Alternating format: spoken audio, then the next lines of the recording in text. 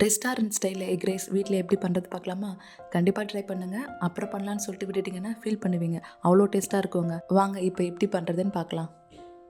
நான் இன்றைக்கி 1.5 டம்ளர் தாங்க எடுத்துருக்கேன் பாஸ்மதி ரைஸ். நீங்கள் உங்களுக்கு தேவையான அளவு எடுத்துக்கோங்க. இப்போ தண்ணியில் ஒரு 3 to 5 மினிட்ஸ் ஊற வச்சுக்கலாம். ரொம்பலாம் ஊற வைக்கணும்னு அவசியம் இல்லைங்க. ஏன்னா பாஸ்மதி ரைஸ் சீக்கிரமாக வெந்துடும். பாஸ்மதி ரைஸ் நல்லா தண்ணியில் 3 மினிட்ஸ் ஊற வச்சுட்டேங்க. இப்போ ஸ்டவ் ஆன் பண்ணிவிட்டு நல்லா வெயிட்டான பாத்திரத்தில் தண்ணி, கொஞ்சம் ஆயில், சால்ட்டை சேர்த்து கொதிச்ச உடனே நம்ம வாஷ் பண்ணிவிட்டு பாஸ்மதி ரைஸை சேர்த்துக்கலாம். பாஸ்மதி ரைஸ் ரொம்ப வேகக்கூடாதுங்க.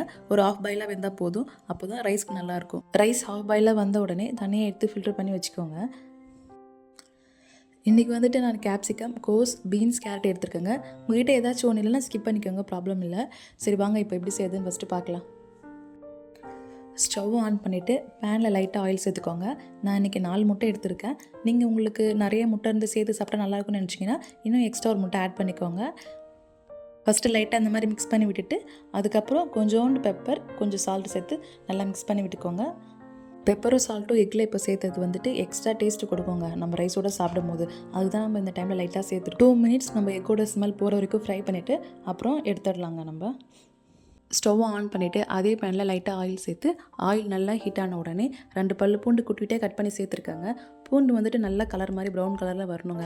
அப்போ தான் வந்துட்டு ரைஸ்க்கு டிஃப்ரெண்ட் ஃப்ளேவர் கொடுக்கும், டேஸ்ட்டாக இருக்குங்க சாப்பிடும் போது.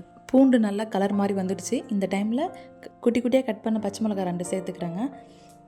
பச்சை மிளகா நல்லா எண்ணெயில் ஃப்ரை ஆன உடனே நான் இன்றைக்கி 2 பெரிய சைஸ் வெங்காயம் நீல வாக்கில் கட் பண்ணி சேர்த்துக்கிறேங்க. வெங்காயம் வந்துட்டு நல்லா வதங்க வேண்டாம். லைட்டாக காண்டி பதம் வந்த உடனே நம்ம கருவேப்பிலை சேர்த்து நல்லா மிக்ஸ் பண்ணி விட்டுடலாம்.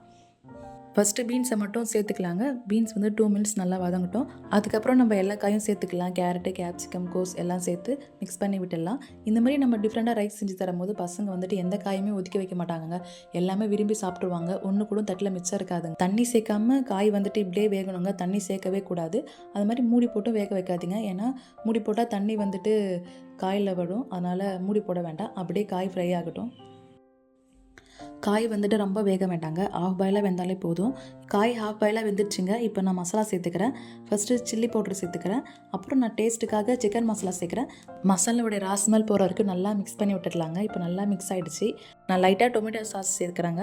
எங்கள் வீட்டில் அவ்வளோ விரும்பி சாப்பிட மாட்டாங்க. நீங்கள் வேணால் கொஞ்சம் எக்ஸ்ட்ரா கூட சேர்த்துக்கோங்க.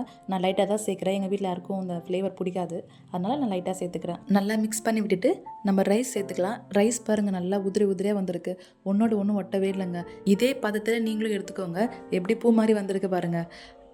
ரைஸ் வந்துட்டு பொறுமையாக மிக்ஸ் பண்ணி விட்டுடலாங்க. ரொம்ப ஸ்பீடாக மிக்ஸ் பண்ண வேணாம். ஏன்னா பாஸ்மதி ரைஸ்ன்றதால ரைஸ் வந்துட்டு உடஞ்சிடும். அதனால் நம்ம பொறுமையாக மிக்ஸ் பண்ணி விடலாம். நல்லா மசாலாவோட மிக்ஸ் ஆகணுங்க ரைஸ். அப்போ தான் சாப்பிடும் போது டேஸ்ட்டு கொடுக்குங்க. ஃபைனலாக நம்ம ஃப்ரை பண்ணி வச்ச எக்கை வந்துட்டு சேர்த்துக்கலாம். சேர்த்து நல்லா மிக்ஸ் பண்ணி விட்டுட்டு ஃப்ளேவருக்காக நான் லைட்டாக பெப்பர் போடுறாங்க. நீங்கள் வேணால் ஸ்கிப் பண்ணிக்கோங்க. நல்லா மிக்ஸ் பண்ணிக்கோங்க. பார்க்கவே டெம்ட் ஆகுதில்ல? அவ்வளோதாங்க, restaurant style egg rice ready. கண்டிப்பாக உங்கள் வீட்டு பசங்களுக்கு செஞ்சு கொடுங்க. அப்புறம் வேணும்னு கேட்டுகிட்டே இருப்பாங்க. செஞ்சு உங்களுக்கே மிச்சம் வைக்காமல் சாப்பிட்டுடுவாங்கங்க. செஞ்சு பார்த்துட்டு கமெண்ட்ஸில் எப்படி இருந்துச்சுன்னு மறக்காமல் சொல்லுங்கள். நம்ம நெக்ஸ்ட் வீடியோவில் பார்க்கலாம். பாய்.